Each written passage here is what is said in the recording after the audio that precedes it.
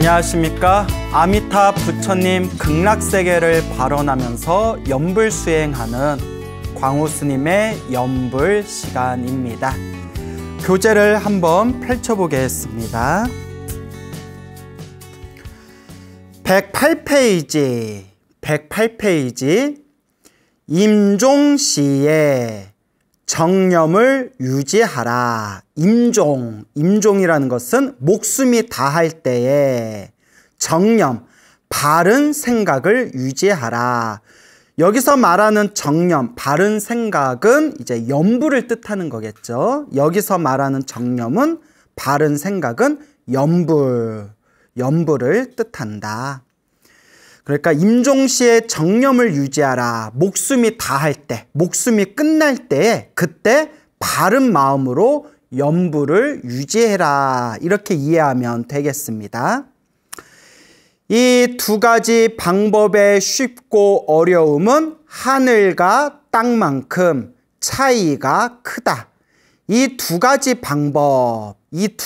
방법은 저번 시간에 배웠던 종으로 닦는 수행과 횡으로 닦는 수행을 뜻합니다. 요 앞에 다 나와 있습니다. 이제 종으로 닦는 것은, 수직으로 닦는 것은 자력, 자신의 힘으로 한 단계를 밟아 올라가는 것이고, 횡으로 닦는 것은, 횡이라는 것은 수평으로 펄쩍 뛰어가는 겁니다. 횡으로 닦는 것은 한 단계 밟아 올라가는 것이 아니라 순식간에 한 방에 뻥 하고 생사윤회를 벗어나는 것을 횡으로 닦는다라고 말씀을 드렸습니다.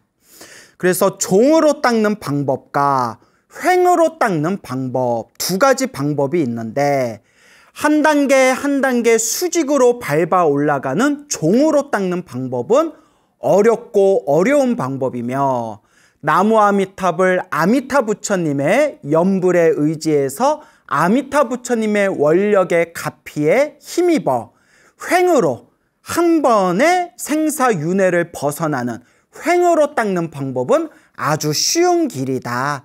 그래서 종으로 닦는 방법과 횡으로 닦는 방법, 두 가지 방법의 쉽고 어려움은 하늘과 땅만큼 차이가 크다. 한마디로 연불 법문은 누구나 쉽게 닦으면서 생사윤회를 벗어날 수 있는 가장 좋은 방법이다라는 것을 이제 앞에서 설명을 했습니다. 연불 법문은 횡으로 3계를 초월하여 속히 빨리 생사윤회를 마칠 수 있지만, 임종에 이르렀을 때가 가장 큰 난관이다. 우리가 이 연불 법문, 이 연불 정토법을 잘 닦으면 3계 윤회를 뻥 하고 한 방에 벗어날 수가 있지만, 여기서 가장 중요한 난관이 있다. 그것은 목숨이 다할 때, 임종시에 목숨이 다하는 그 임종할 때, 그 순간에 우리가 간절하게 나무 아미탑을 연불을 하면서 아미타 부처님 극락세계에 태어날 수 있도록 마음에 간절히 발언해야 된다. 그러니까 죽기 전에, 임종에 이르렀을 때, 죽기 전에 어떤 생각을 일으키냐가 가장 중요한 난관이라는 겁니다. 평소에 깊은 믿음과 간절한 발언으로 진실하게 연불 수행을 하면 이의 일심불란을 얻거나 또는 사의 일심불란을 얻게 된다. 이의 일심불란이라는 것은, 이의 일심불란은 연불의 경지가 깊어져서 이제 연불하는 나와, 그리고 이제 연불의 대상인 부처님과 나와라는 그런 주관과 객관이 다 사라지고, 그리고 연불이라는 그것 자체도 다 사라지고, 오로지 맑고 깨끗하고 청정하고 투명한 그 마음이 이의 일심불란이라고 부르고요. 사의 일심불란은, 마음이 하나로 집중되어 가지고 연불에 하나의 마음으로 집중되어서 아무런 흔들림이 없는 거, 아무런 망상과 잡념이 없고 오로지 연불 하나에만 쭉 집중하는 것이 사의 일심불란이 됩니다. 그러면 때가 이르렀을 때 스스로 알게 되고 정념이 분명해지고 어떠한 경계나 인연도 가로막지 못하고 편안히 왕생하게 된다. 평안히 왕생하게 된다. 극락세계에 태어나게 된다. 그러니까 항상 연불하라는 뜻입니다. 항상 지금 이 순간에도 아미타불, 아미타불, 아미타 부처님, 제가 극락세계에 태어날 수 있도록 저희들을 바른 길로 이끌어 주십시오. 아미타불, 아미타불. 지금 이 순간에도 한결같이 연불하라는 뜻입니다. 이와 같이 연불하고 연불하고 연불한 이 공덕의 힘으로 우리가 목숨이 다할 때 아무런 막힘 없이 자연스럽게 극락세계에 태어날 수 있을 것이다. 마치 손가락 튕기는 사이에 선정에 들어가는 것처럼 그렇게 보배 연꽃에 의탁하여 무거운 업의 짐은 세상에 벗어두고 그 정신은 극락정토에 깃들며 세 가지 불태를 원만하게 증득한다. 세 가지 불태 다 앞에서 배운 거죠. 자, 우리가 이와 같이 열심히 연불을 하면 살아생전에 지금 이 순간에도 한결같은 마음으로 연불을 하면 우리가 목숨이 다하였을 때 저 보배 연꽃, 아미타 부처님 연꽃 위에 왕생하게 될 것이다. 비록 믿음과 발언, 수행의 세 가지 자량을 갖추었지만 아직 일심불란을 얻지 못했다며 마땅히 조념연불로 전념을 유지하도록 해야 한다. 아직 일심불란을 얻지 못했다면 일심불란이라는 단어는 아미타경에 나옵니다. 아미타경에 나오는 표현인데 일심, 마음이 하나가 되어 불란, 안이불, 그 다음에 어지러울 란, 아무런 마음의 어지러움이 없이 오로지 연불에만 집중되는 겁니다.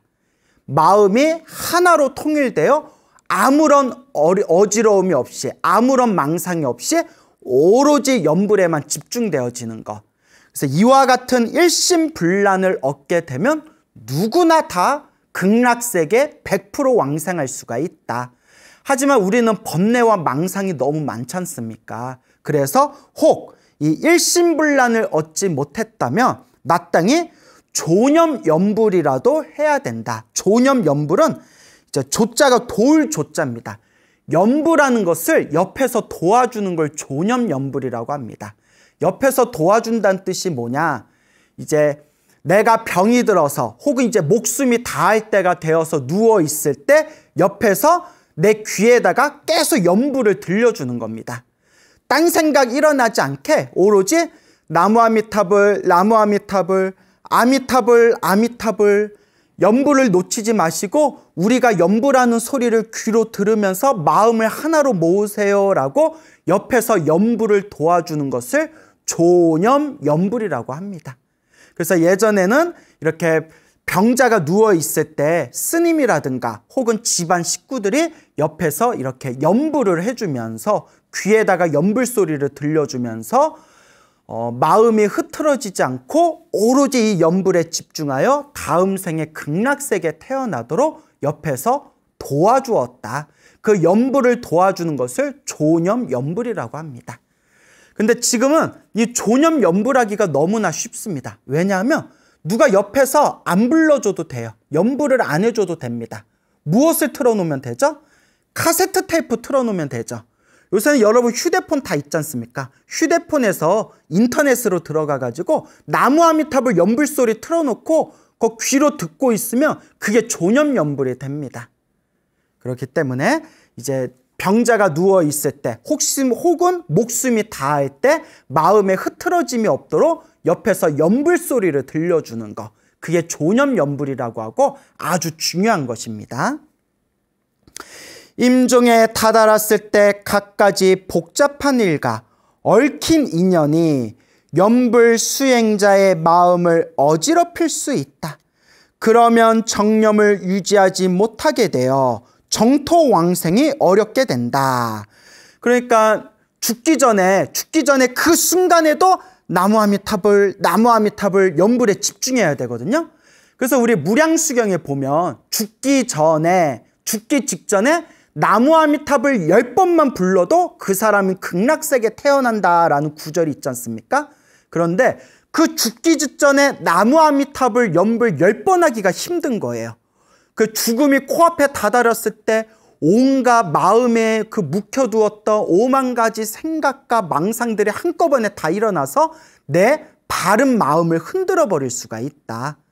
그렇기 때문에 죽기 전에 나무아미타불 연불을 10번 하기 위해서 지금 이 순간에 계속 연불 습관을 들여놓는 겁니다. 결국 중생은 습관의 동물이거든요. 이 살아생전에 자꾸 연불하는 습관을 들이면 우리가 죽음이 코앞에 이르렀을 때에도 습관대로 자연스럽게 아미타 부처님을 연불하면서 세상을 떠날 수가 있고 극락세계 왕생할 수가 있다. 그런데 내 연불의 힘이 부족해서 그러지 못할 때에는 뭐라도 틀어놔라.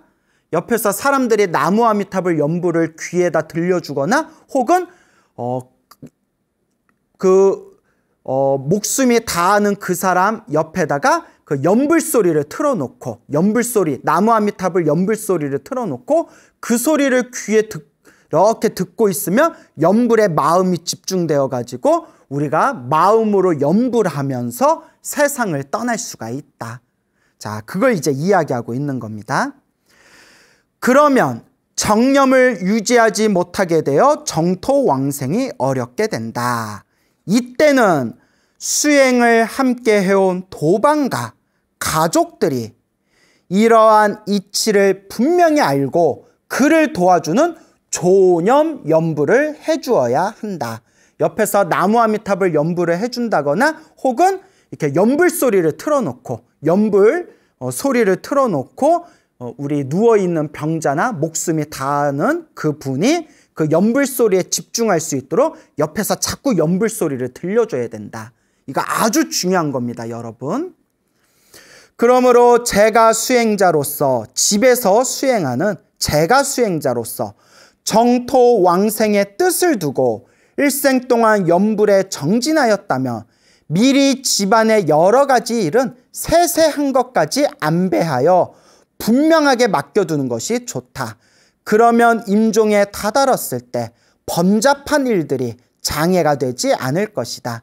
그러니까 정토왕생, 극락세계에 태어나는 것을 목표로 두고 연불수행을 하는 사람들은 미리 유언장을 만들어 놓고 이 세세한 것들은 미리미리 다 준비해 놓고 미리미리 다 정리해 놓으라는 거예요. 그래서 갑자기 목숨이 다하게 되었을 때, 갑작스럽게 목숨이 끊기게 되었을 때 내가 그때 그걸 이렇게 정리했어야 되는데, 내가 유언장에다 이 내용을 미리 적었어야 되는데, 내가 우리 애들한테 이걸 꼭 전해주고 내가 세상을 떠나야 되는데, 이런 복잡한 세상사 얽혀있는 복잡한 일들이 마음속에서 일어나지 않고 아무런 미련 없이 오로지 나무아미타불 연불에만 집중할 수 있도록 미리미리 유언이라든가 내가 세상을 떠나고 난 뒤에 정리하고 처리해야 할 일들을 미리미리 준비해 놔라라는 뜻이 되겠습니다. 그러니까 우리가 목숨이 닿을 때, 숨이 끊길 때 가장 중요한 한 생각이 바로 연불입니다. 나무아미타불이라는 연불입니다. 아미타 부처님이라는 그 연불입니다. 오로지 아미타 부처님, 죽는 그 순간에도 오직 아미타 부처님 연불에만 집중할 수 있도록 다른 어떤 세세하고 복잡한 일들은 미리미리 정리하거나 미리미리 다 내려놔야 된다라는 뜻이 되겠습니다. 그러니까 우리가 미리미리 해놔야 돼요. 사실 우리가 언제 세상을 떠날지 모릅니다, 여러분. 정말 우리가 저승사자가 언제 찾아올지, 염라대왕이 언제 우리를 부를지 우리는 알래야 알 수가 없다. 그렇기 때문에 지금 이 순간에도 오직 한결같이 정성스럽게 아미타 부처님을 연불해야 된다라는 것을 명심해야 됩니다.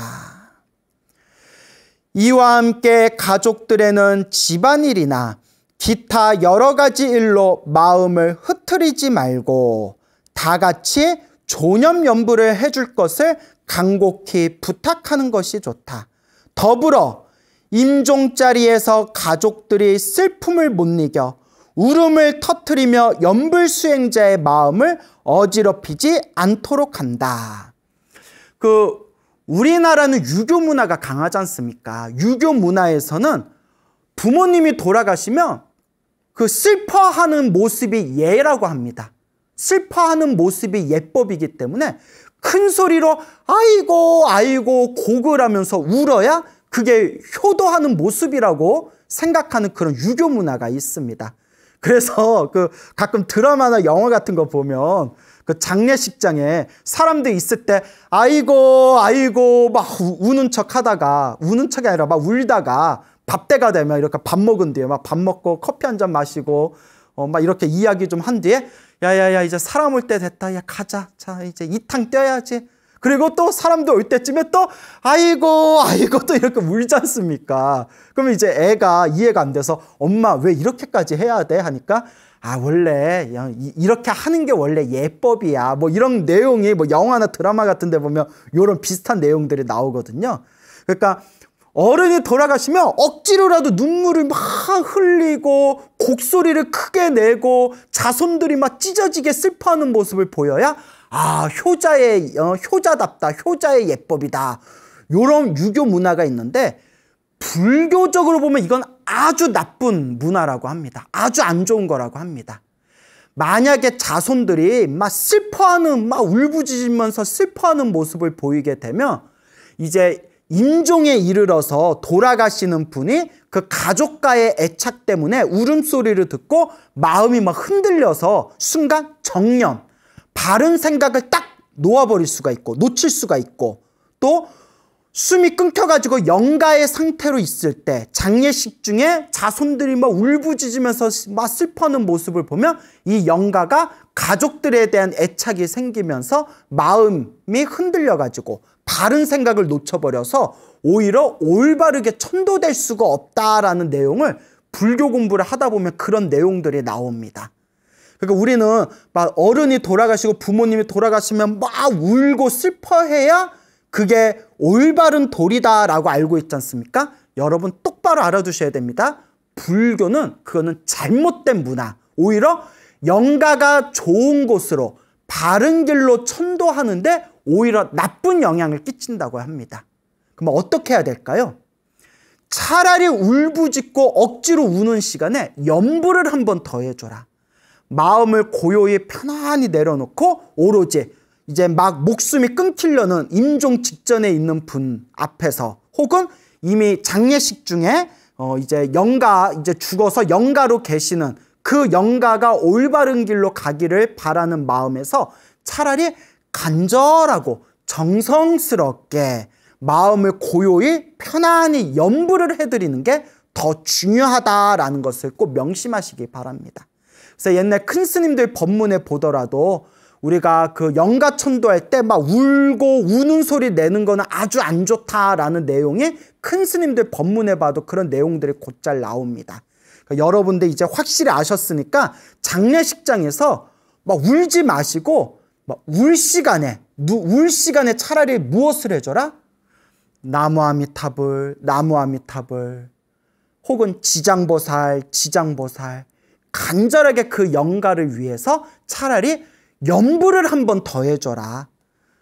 그렇기 때문에 이 유교는 살아있는 사람들의 어떤 법률, 정치, 제도, 교육과 관련된 가르침이 유교지 사람이 죽은 뒤에 어떤 영적인 세계에 대해서는 전혀 모릅니다. 깜깜합니다.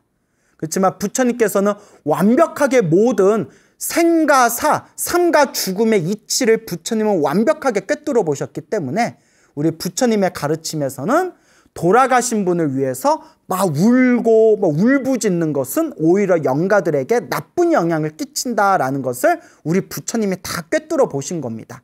차라리 영가가 좋은 곳으로 가기를 바라는 마음이 있다면 차라리 무엇을 한번 더 해줘라? 연부를 한번 더 해줘라 라는 것을 명심하시기 바랍니다. 아주 중요한 겁니다.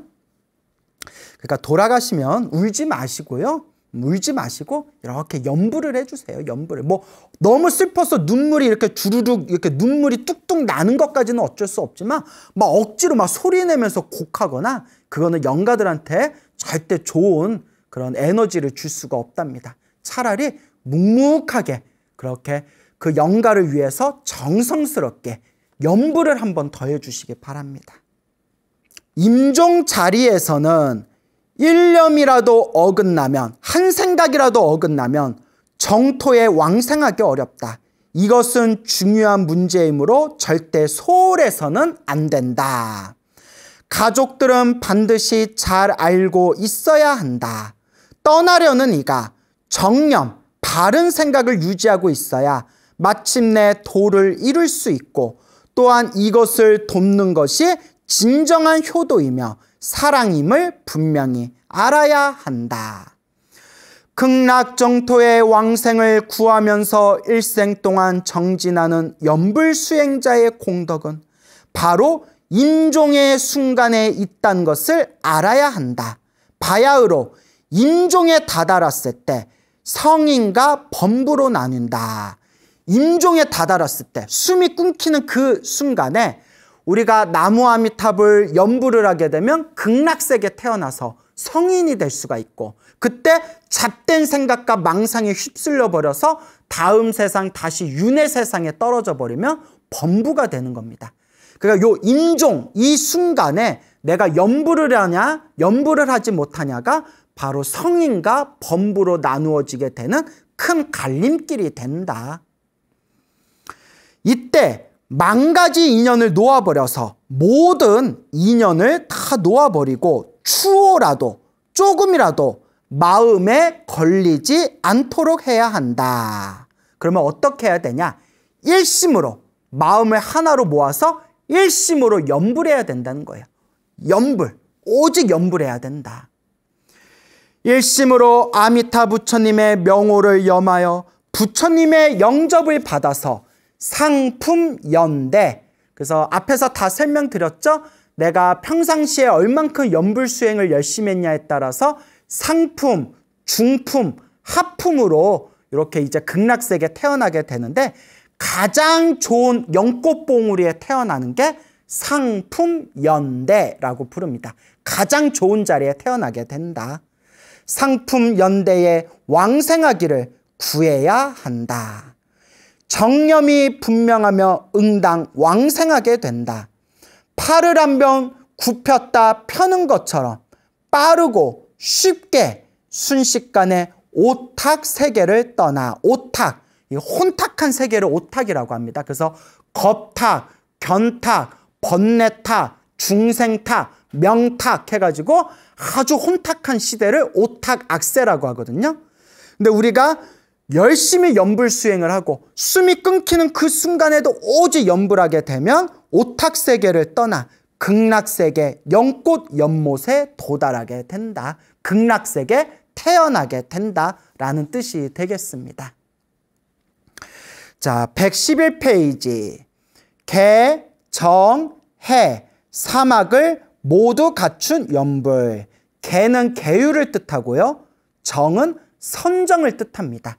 몸과 마음이 하나로 집중된 그런 편안하고 고요한 상태를 선정, 삼매라고 부르게 되죠. 그리고 마음이 밝아져가지고 마음이 환하고 밝아져서 부처님의 깨달음을 그렇게 얻는 것을 지혜라고 합니다. 그래서 계율과 선정과 지혜, 이것이 가장 중요한 세 가지의 핵심이라서 삼학이라고 부릅니다. 삼학. 근데 이 연불 안에는 개, 정, 해, 계율, 선정, 지혜가 모두 다 갖추어져 있다고 합니다. 연불 수행에는 실상연불, 관상연불, 또 관상연불, 지명연불 네 가지 종류가 있다. 관상연불, 이게 한글로는 의미 같은데 한자가 틀리죠? 한자가 틀립니다. 그래서 관상연불, 그 다음에 첫 번째 관상연불의 상자는 생각할 상자고요. 두 번째 관상연불의 상자는 이제 모습이란 뜻이 있습니다. 코끼리상이라고도 하지만 모습이란 뜻이 있습니다. 모습이란 뜻도 있습니다. 요걸 이제 코끼리로 해석하면 안 됩니다. 모습이란 뜻도 있습니다. 지명연불 네 가지 종류가 있다. 자, 첫 번째 실상연불. 첫 번째가 실상연불이다. 이것은 실상의 이법에 의하여 법신부를 염하는 것이다. 그러니까 부처님의 깨달음의 몸 그 자체를 법신이라고 해요. 깨달음의 몸 그 자체를 법신이라고 하고요. 그 깨달음의 몸, 그 깨달은 그 자체를 우리가 염하는 것을 실상연불이라고 합니다. 근데 이거는 굉장히 어려운 연불이에요. 이거는 깨달음의 연불이기 때문에 우리 중생들 수준이 안 됩니다. 하여튼 일단 읽어보겠습니다. 부처님의 법신은, 그러니까 부처님의 깨달음의 몸 그 자체는 청정하고 마치 허공과 같이 모든 곳에 두루 계시며 실제로 눈에 보이는 현상이 아니다. 법신은 깨달은 그 자체이기 때문에 마치 비유를 들자면 허공과 같아요. 허공과 같아서 눈으로 볼 수도 없고 귀로 들을 수도 없고 코로 냄새 맡을 수도 없고 손으로 만질 수도 없어요. 모든 중생의 모든 의식을 떠나 있는 깨달은 그 자체의 세계를 법신이라고 해요. 본래 염하는 마음도 없고 염해지는 부처도 없으니 주관도 객관도 모두 없다. 마음과 부처가 둘이 아니니 마음이 곧 부처이고 부처가 곧 마음이다. 본래 부처인 마음자리, 진짜 부처는 요 마음에 있다고 하지 않습니까? 그래서 마음이 진짜 부처다라고 불교에서 설하고 있지 않습니까? 진짜 부처님 자리인, 진짜 부처의 자리인 이 마음을 염하는 거, 깨달음 그 자체를 염하는 거, 이것이 바로 실상연불인데 염한다라는 그 마음 자체도 떠나버려야 된대요. 그러니까 굉장히 어려운 겁니다. 그래서 실상연불은 마음을 깨달은 분들의 연불이지 우리 같은 번뇌망상이 많은 중생들의 연불이 아닙니다. 그래서 실제로 이 연불도 수많은 파가 있거든요. 연불도 수많은 파들이 있는데 그 연불파 중에서, 연불의 학파 중에서 실상연불을 추구하는 파가 있는데 솔직히 실상연불을 한다고는 하지만 제대로 하는 사람들이 거의 없습니다.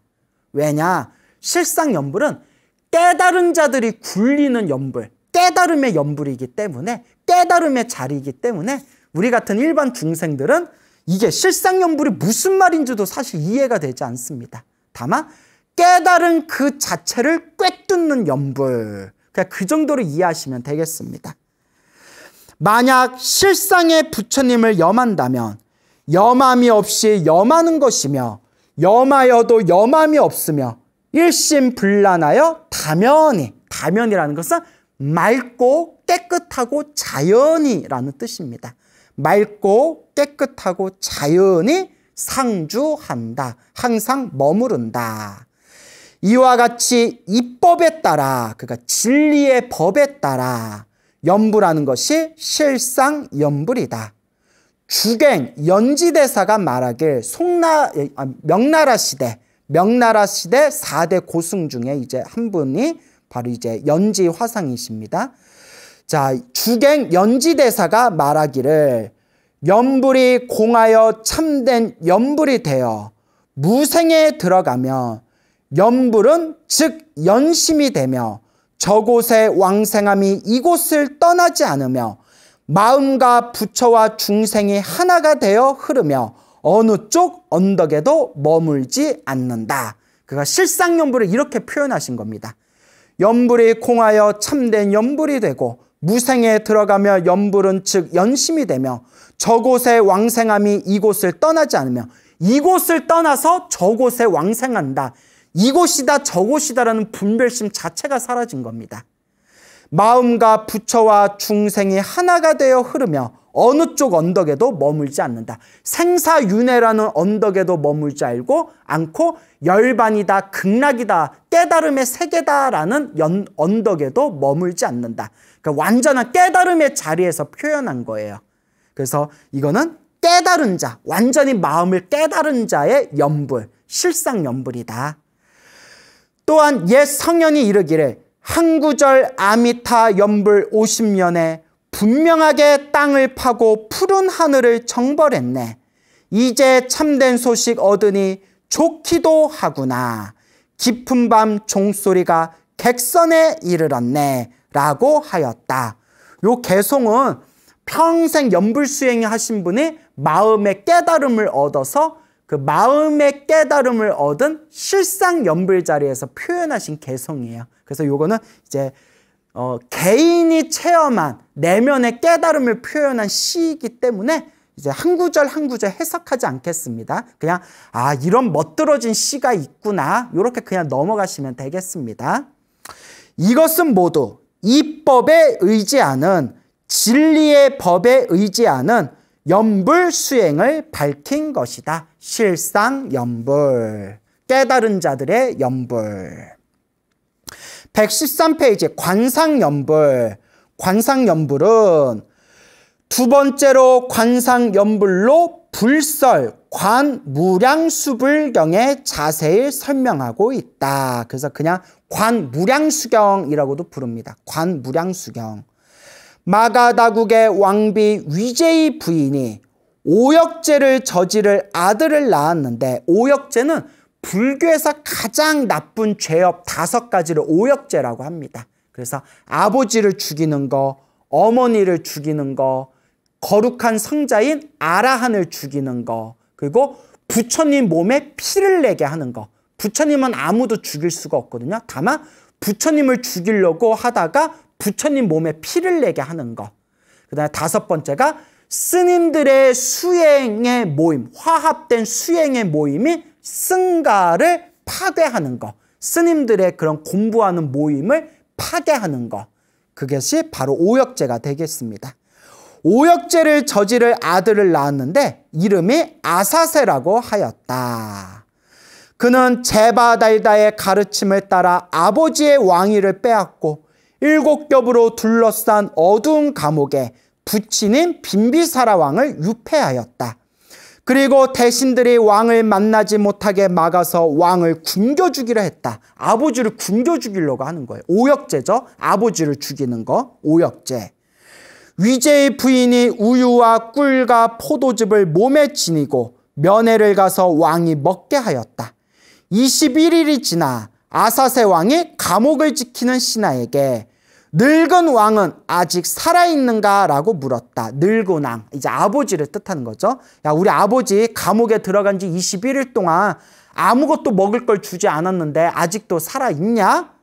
그랬더니 아직 살아있다는 말을 듣고 누가 먹을 것을 보내주는가 다시 물었다. 신하가 말하기를 위제의 부인이, 어머니인 위제의 부인이 먹을 것과 마실 것을 가지고 오며 늘 목련존자와 푸르노존자가 공중으로 날아와 왕을 위해 설법을 하는데 막을 길이 없습니다. 라고 하였다.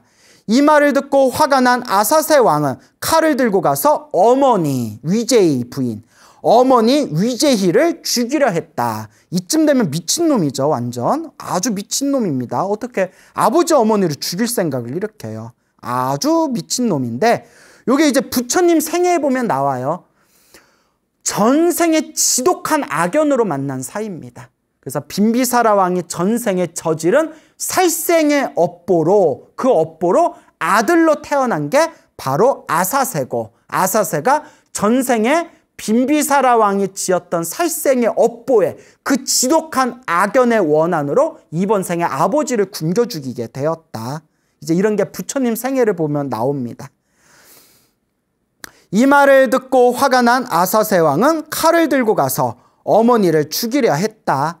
신하인 월광과 주치의인 기바가 죽음을 물었으며 왕을 막았다. 그러자 왕은 두려워서 감히 어머니를 죽이지 못하고 다만 어머니를 궁궐의 어두운 골방에 가두고 나오지 못하게 하였다. 골방에 갇힌 위제의 부인은 하염없이 눈물을 흘리며 기사굴산에 계신 석가모니 부처님을 향해서 꿇어앉았다. 얼마나 가슴이 찢어지는 고통이 느껴질까요? 남편은 굶어 죽게 생겼고 사랑하던 아들놈은 지 아버지를 죽이려 하지 않나, 칼을 들고 어머니인 자기를 죽이려 하지 않나. 그러나 얼마나 가슴이 찢어지겠습니까?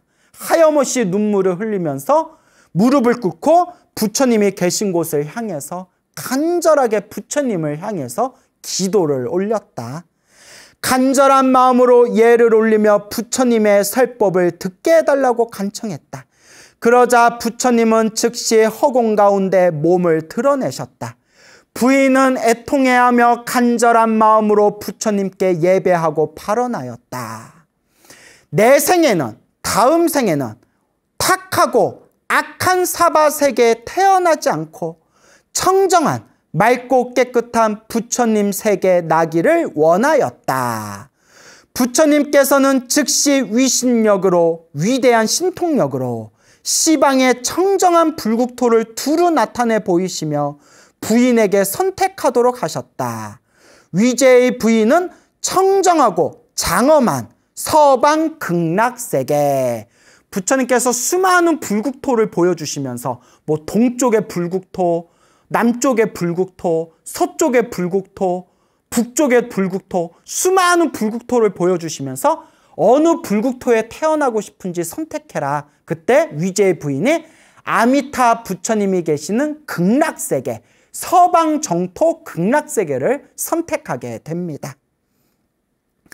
위제의 부인은 청정하고 장엄한 서방 극락세계를 선택하여 그 세계에 나기를 원했다. 부처님은 즉시 16가지의 관상 방법을 설하였다. 요게 이제 관 무량수경에 자세히 나옵니다. 법계심에 의지하여, 법계심, 법계의 마음에 의지하여, 그러니까 그냥 우리 마음자리를 뜻합니다. 법계심에 의지하여 법계의 경계를 관하여 정토 왕생을 구한다.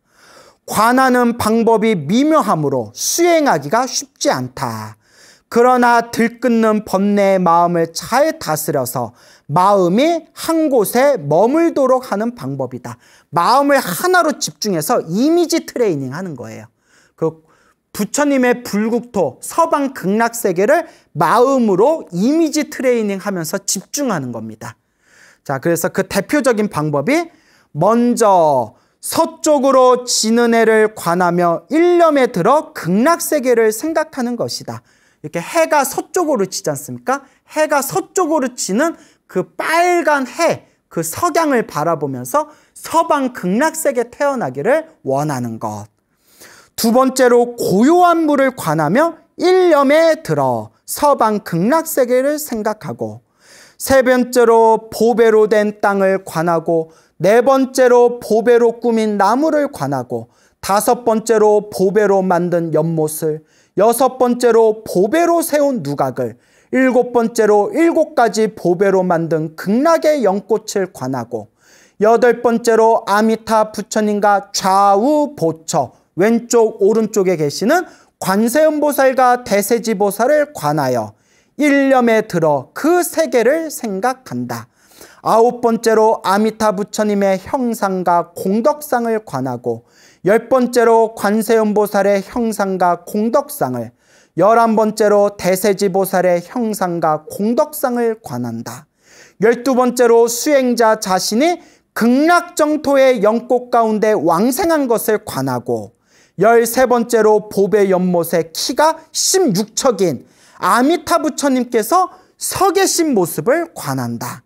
나머지 세 가지는 상긍기 중생이 상품의 극락세계에 왕생하는 모습, 중긍기 중생이 중품의 극락세계에 왕생하는 모습, 하긍기 중생이 하품의 극락세계에 왕생하는 모습을 차례로 관하는 것이다. 이와 같은 16가지 관법이, 관상법이 불설, 관, 무량수경에 자세히 나와 있습니다. 위제의 부인은 마침내 이 16가지 관법을 모두 성취하고 저 불국정토, 극락세계 왕생하게 되었다라는 내용이 되겠습니다.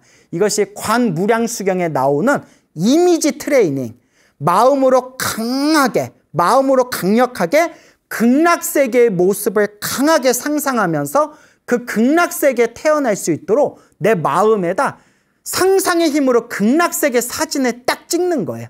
극락세계 사진에 딱 찍습니다. 그 한때 유행하던 말 중에 상상하면 이루어진다, 뭐 상상하면 현실이 된다, 뭐 이런 말이 있지 않습니까? 이와 같이 극락세계에 대한 강력한 그런 어떤 극락세계에 대한 모습을 아주 강렬하게 내 마음자리에다가 상상하면서 극락세계에 태어나기를 이미지 트레이닝 하는 거. 그게 요 관상연불이 되겠습니다. 자, 그래서 오늘은 여기까지 하고 나머지 부분 계속해서 다음 시간에 진도 나가도록 하겠습니다. 여러분 성불하십시오.